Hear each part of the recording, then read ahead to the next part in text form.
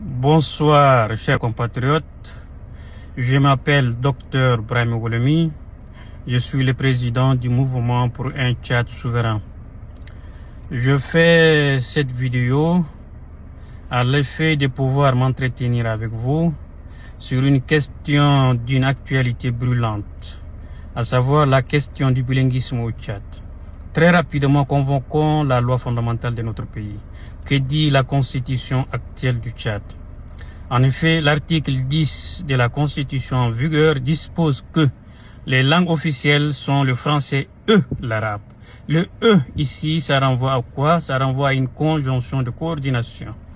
Le E postule quoi ici? Il postule l'addition, c'est-à-dire que tout Tchadien ou toute Tchadienne devrait logiquement très bien maîtriser le français et l'arabe, non une langue au détriment de l'autre.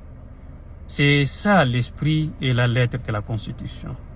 Mais certains l'ont compris autrement. Si la Constitution disait les langues officielles sont l'arabe, sont le français ou l'arabe, dans ce cas, le ou ici, qui est aussi une conjonction qui postule le choix ou l'alternative. Dans ce cas d'espèce, on pourrait légitimement dire que la Constitution recommande de maîtriser une de ces deux langues. Mais la Constitution a très bien dit, a très bien précisé que les langues officielles sont le français et l'arabe. Mais force est d'admettre que de nos jours, l'enseignement dispensé en arabe dans nos écoles est marginal. C'est pourquoi l'on a vu la naissance ou l'émergence des écoles qu'on appelle communément dans notre pays les madrasas, qui forment essentiellement des arabophones. Et à côté de cela, nous avons l'école traditionnelle classique tchadienne, dans laquelle on forme essentiellement des francophones, pourtant ce qui n'est pas prévu dans la Constitution. C'est pourquoi nous nous permettons de proposer très modestement cette solution. Elle peut certes sembler arbitraire, voire brutale, mais qui, une fois adoptée, effectivement, sera quelque chose de bénéfique pour notre pays.